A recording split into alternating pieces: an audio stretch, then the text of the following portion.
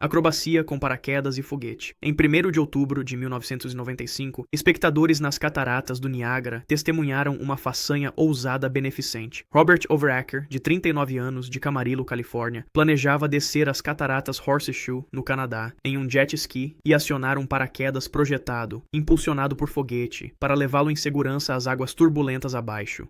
Overacker não era um dublê profissional, mas havia praticado saltos menores e acreditava que seu equipamento o salvaria da queda de 55 metros.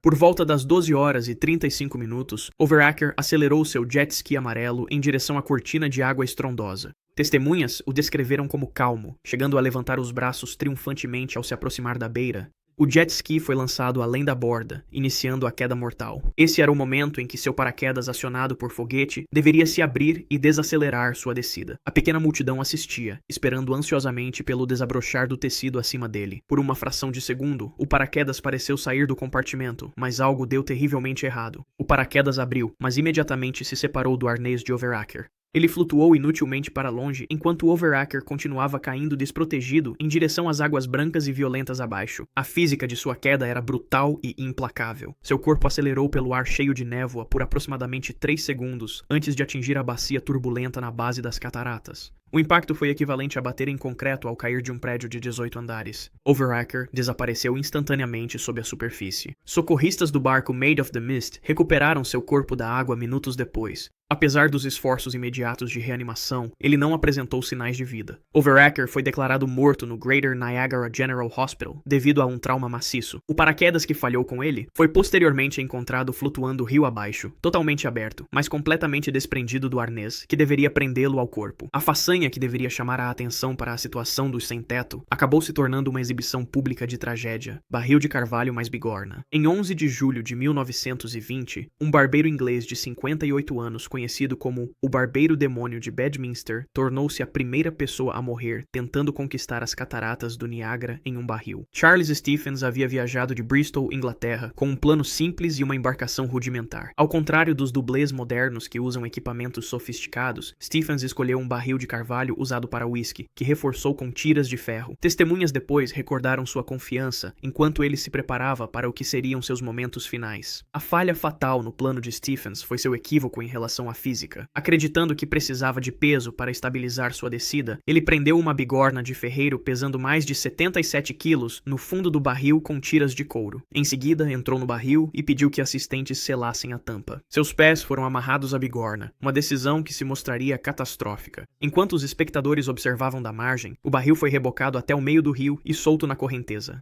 O barril avançou rapidamente em direção às cataratas Horseshoe. Ao chegar à beira, ficou momentaneamente suspenso antes de despencar 52 metros até a bacia abaixo. O impacto com a água foi violentíssimo, além do que se pode imaginar. O barril bateu com tanta força que o fundo se despedaçou imediatamente. A bigorna, ainda presa aos pés de Stephens, agiu como um projétil. Ela rasgou o carvalho e continuou sua descida, arrastando Stephens junto. A força foi tão extrema que o corpo de Stephens foi literalmente dilacerado. Quando os destroços do barril foram recuperados mais tarde naquele dia, os socorristas fizeram uma descoberta macabra. De Charles Stephens, tudo o que restou foi seu braço direito ainda preso ao arnês que usava. O membro apresentava uma tatuagem peculiar com os dizeres "Não me esqueça, Annie", uma mensagem para sua esposa que se tornaria seu legado final.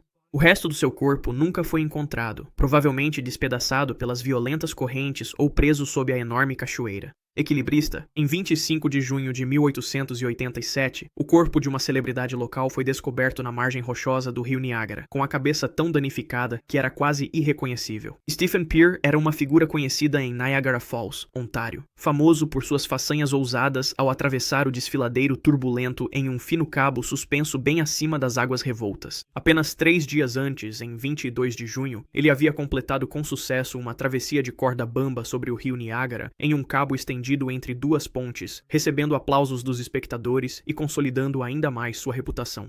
Pear havia aprendido a perigosa arte com o lendário Blondin, que ficou famoso por atravessar as cataratas do Niágara em uma corda bamba em 1859. Assim como seu mentor, Pear se apresentava sem rede de segurança, confiando inteiramente em seu equilíbrio, concentração e anos de treinamento. Cada travessia era uma dança calculada com a morte, realizada a centenas de metros acima das corredeiras violentas. Mas, apesar do risco extremo de sua profissão, não foi uma apresentação programada que tirou sua vida. De acordo com testemunhas que o viram naquela noite, Pierre havia bebido muito nas tavernas próximas às cataratas.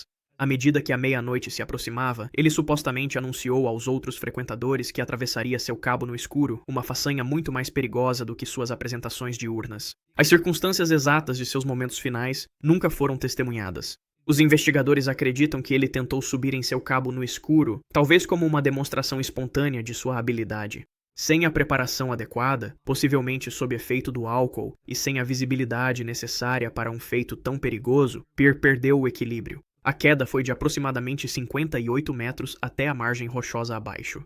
Teriam sido alguns segundos de consciência enquanto ele despencava pelo ar noturno. O impacto despedaçou seu crânio e quebrou quase todos os ossos de seu corpo. Sua cabeça bateu nas rochas pontiagudas com tanta força que ficou irreconhecível.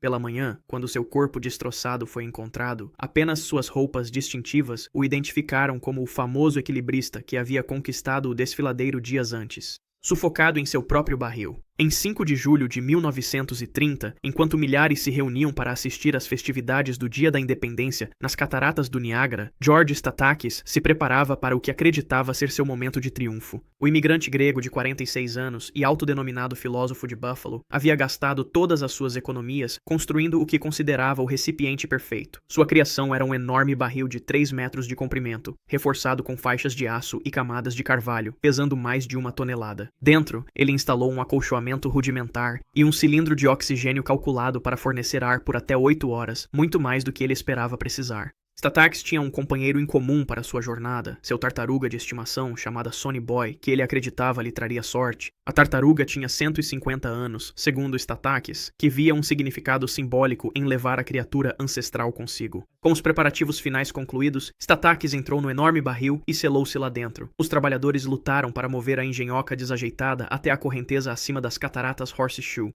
Às 15h35, o barril iniciou sua jornada rumo à queda de 55 metros. Testemunhas descreveram o barril girando lentamente enquanto se aproximava da beira. A enorme embarcação despencou pela borda e desapareceu na parede trovejante de água. O impacto inicial foi tremendo, mas a construção do barril resistiu. Statakis havia sobrevivido à queda, mas isso provaria ser apenas o começo de seu sofrimento. Em vez de continuar rio abaixo, onde os socorristas aguardavam, o barril ficou preso no redemoinho turbulento, logo atrás da cortina das cataratas. Lá, permaneceu preso em um ciclo perpétuo de submersão e pancadas. Barcos de resgate não conseguiam se aproximar das correntes perigosas. As horas se passaram. Dentro do barril, o suprimento de oxigênio de Statakis foi se esgotando gradualmente. Por quase 22 horas, o barril permaneceu preso, girando no redemoinho violento. Quando os socorristas finalmente conseguiram recuperar a embarcação no dia seguinte, Statakis já havia morrido asfixiado há muito tempo. Seu corpo foi encontrado contorcido no espaço apertado, tendo sofrido uma morte lenta por envenenamento por dióxido de carbono à medida que o oxigênio se esgotava. Em uma reviravolta bizarra, seu animal de estimação, o cágado Sonny Boy, foi encontrado vivo, sendo o único sobrevivente do salto fatídico. A coisa.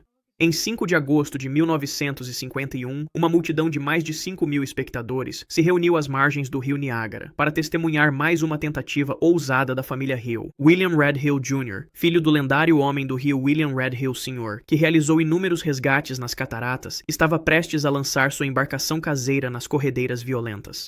Diferente de seu pai, que respeitava o poder das águas, Hill Jr., de 38 anos, construiu uma engenhoca bizarra e frágil que chamou de A Coisa. A embarcação improvisada consistia em 13 câmaras de ar amarradas com lona e rede de pesca, formando uma plataforma instável sem qualquer proteção. Ela não se parecia em nada com os barris reforçados usados por outros destemidos bem-sucedidos. Engenheiros que a viram alertaram Hill de que o projeto era fatalmente falho, mas ele ignorou as preocupações deles. Ele havia convencido a si mesmo de que a flexibilidade das câmaras de ar absorveria melhor o impacto do que estruturas rígidas.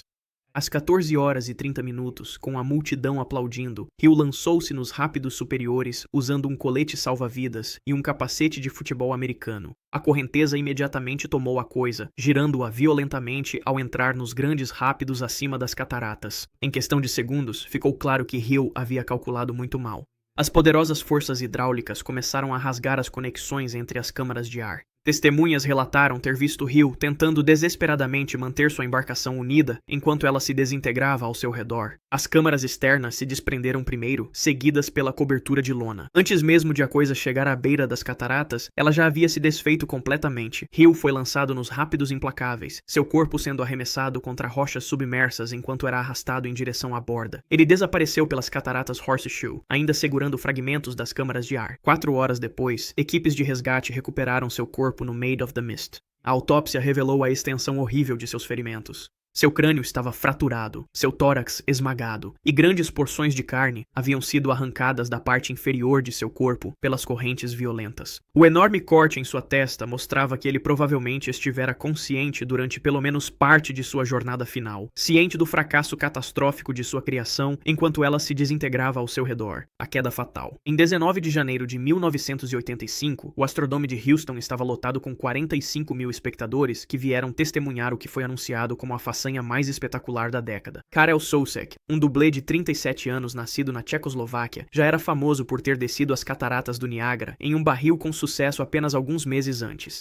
Agora, ele planejava superar esse feito com algo ainda mais dramático. Uma queda de 55 metros do teto do Astrodome até um pequeno tanque de água abaixo. Soucek projetou um barril especial de plástico e metal, reforçado para suportar grande impacto. A cápsula cilíndrica tinha almofadas de absorção e um cinto de segurança para prender seu corpo na queda. O alvo era um tanque de água com apenas 2,7 metros de profundidade e 3,6 metros de diâmetro. Especialistas o haviam alertado de que a margem para erro era muito pequena, mas Soucek estava confiante em seus cálculos. Às 21 horas e 15 minutos, enquanto a multidão assistia com expectativa, o barril de Soucek foi içado até o teto da imensa arena. O plano era que fosse liberado ao seu sinal, permitindo uma descida perfeitamente vertical até o tanque de água. Mas algo deu catastroficamente errado. O mecanismo de liberação falhou, fazendo com que o barril atingisse a borda do tanque em vez de cair diretamente na água. O impacto foi devastador. O barril bateu em um ângulo de aproximadamente 45 graus, e então ricocheteou violentamente na borda do tanque. Testemunhas descreveram ter ouvido um estalo horrível que ecoou por toda a arena.